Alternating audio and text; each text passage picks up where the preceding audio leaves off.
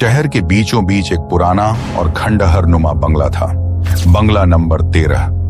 यह बंगला दशकों से वीरान पड़ा था और इसके आसपास रहने वाले लोग इससे दूर रहने में ही अपनी भलाई समझते थे। कहते थे कि वहां एक डायन का बसेरा है जो हर अमावस की रात शिकार की तलाश में निकलती है। लेकिन आज के जमाने में भला कौन ऐसी बातों पर यकीन करता है? यही सोचकर विशाल, उसकी गर्लफ्रेंड नेहा और उनके दोस्त रोहित, समीर और अंजलि ने उस बंगले में रात गुजारने का फैसला किया। रात के अंधेरे में जब पूरी सड़कें वीरान थीं, वे सभी बंगले के बाहर खड़े थे। बंगले के झरझर दरवाजे को देखते ही अंजलि के रोंगटे खड़े हो गए। मुझे नहीं लगता कि हमें यहाँ जाना चाहिए, उसने कहा, लेकिन विशाल ने उसे मजाक में टाल दिया। डरपोक मत बनो, ये बस एक पुराना बंगला है। अगर कोई भूत होता तो अब तक हमें देख चुका होता। सब हंसकर दरवाजा खोलने के लिए गए, लेकिन वह बिना किसी छूने के ही अपने आप खुल गया। ठंडी हवा का एक झोंका आया, मानो किसी ने उनके स्वागत के लिए दरवाजा खोला हो। बंगले के अंदर का नजारा बेहद डरावना था। फर्श पर धूल जमी थी, दीवारों पर जाले थे और चारों तरफ अजीब सी गंध फैली थी। एक पुराना झूला अपने आप हिल रहा था, जबकि हवा तक नहीं चल रही थी। रोहित ने हंसते हुए कहा, कोई यहाँ पहले ही मस्ती कर रहा है। लेकिन नेहा को अजीब सा एहसास हो रहा था। उसे लगा कि कोई उसे देख रहा है, लेकिन जब उसने पीछे मुड़कर देखा तो वहां कोई नहीं था। सबने अपना सामान जमा किया और एक बड़े से हॉल में बैठ गए। वे हंसी मजाक कर रहे थे जब अचानक कमरे की लाइट्स अपने आप झपकने लगी। विशाल ने समझाया, यह एक पुरानी वायरिंग की वजह से होगा। तभी किसी के चलने की आवाज आई। सबने एक दूसरे की तरफ देखा, लेकिन कोई हिला तक नहीं था। अचानक नेहा की नजर कमरे के कोने में पड़ी, जहां एक सफेद साड़ी में एक औरत खड़ी थी। उसका चेहरा आधा जला हुआ था और उसकी आंखें खून से लाल थीं। नेहा ने चीखने की कोशिश की, लेकिन आवाज गले में ही अटक गई। तभी वह औरत हवा में उड़ती हुई उनके करीब आने लगी। विशाल ने नेहा को पकड़कर पीछे खींच लिया, लेकिन डायन की नजरें सीधा नेहा पर जमी थी। अचानक वह गायब हो गई। चारों तरफ सन्नाटा छा गया। फिर एक भयानक चीख पूरे बंगले में गूंज उठी। रोहित ने सबसे कहा, हमें यहाँ से निकलना होगा।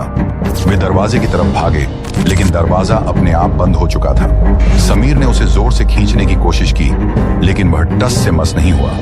तभी अंजलि ने महसूस किया कि किसी ने उसके बाल खींचे। उसने पलट कर देखा, लेकिन वहां कोई नहीं था। रोहित की सांसें तेज हो गईं। नेहा अचानक हवा में उठ गई और किसी अदृश्य ताकत ने उसे दीवार से दे मारा।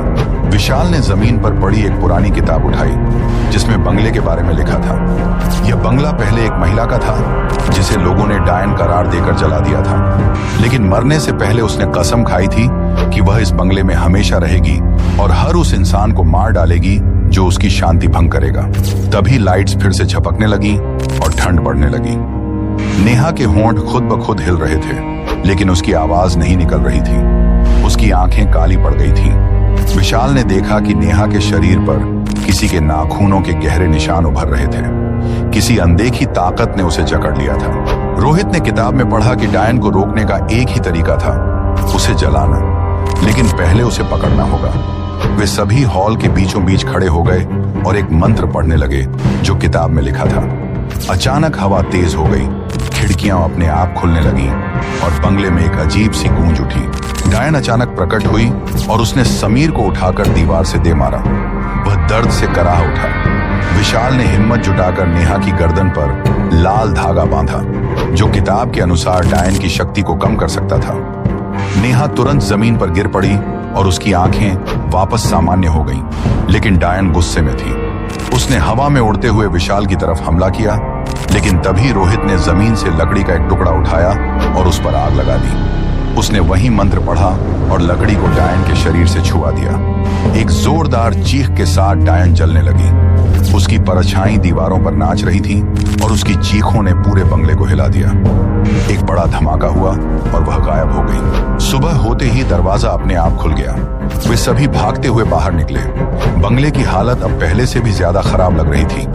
रोहित ने चैन की सांस ली और कहा, अब यह खत्म हो गया। लेकिन तभी अंजलि ने धीरे से कहा, अगर सब खत्म हो गया तो फिर ये नाखूनों के निशान मेरी गर्दन पर अब भी क्यों हैं? और तभी हवा में वही डरावनी हंसी गूंज उठी। और फिर अगर ये कहानी आपको पसंद आई हो और एक पल के लिए भी सोचने पे मजबूर किया हो तो लाइक जरूर करें, अपने विचार कमेंट में बताएं, दोस्तों के साथ शेयर करना ना भूलें।